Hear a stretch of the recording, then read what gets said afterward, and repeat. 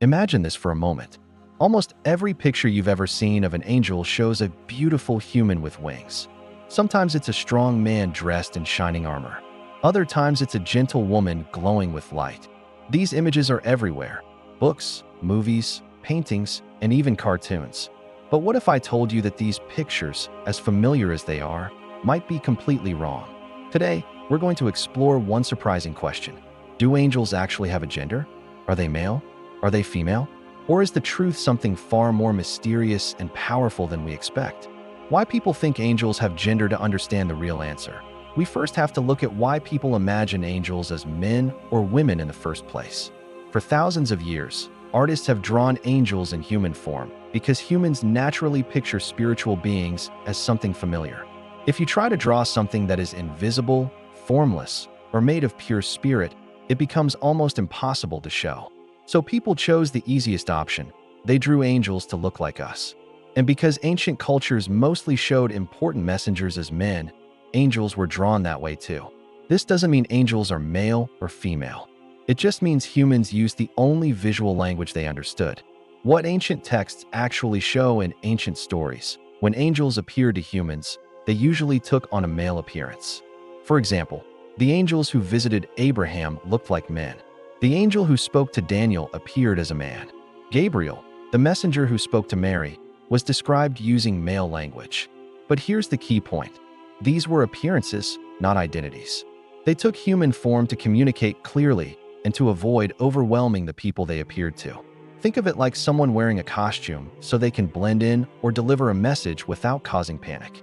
The form they used was for the human's sake, not because that form reflected who or what angels truly are. The nature of angels, no physical bodies. This leads us to a very important truth. Angels, in their true state, do not have physical bodies at all. They don't have bones, skin, muscles, or organs. They don't need to eat, sleep, or breathe.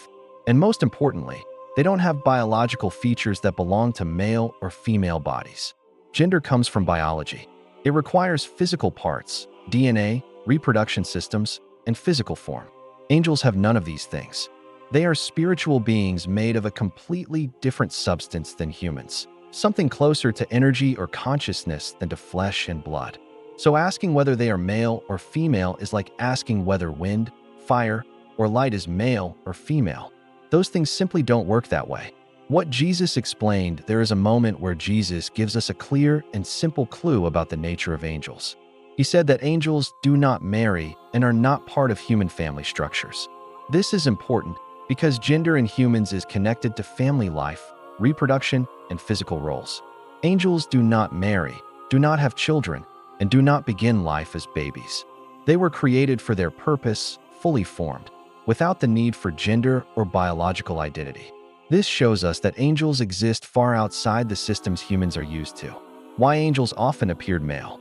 So why, then, did angels most often appear as men in ancient stories? The answer is simpler than you might think. In ancient cultures, messages delivered by males were taken more seriously.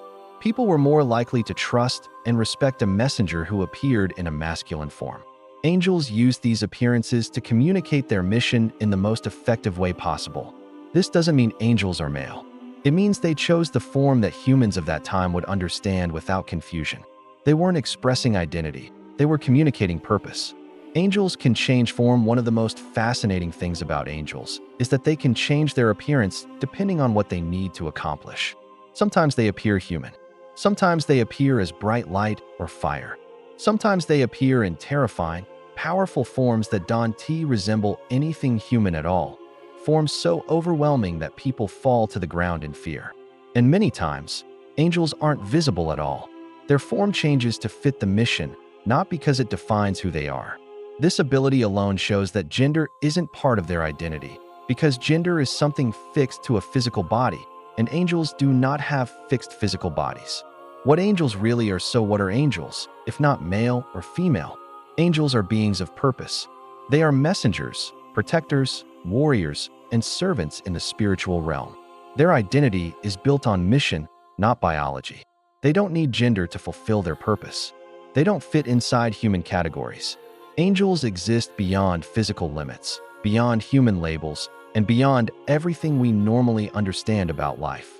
And that, more than anything, is what makes them extraordinary.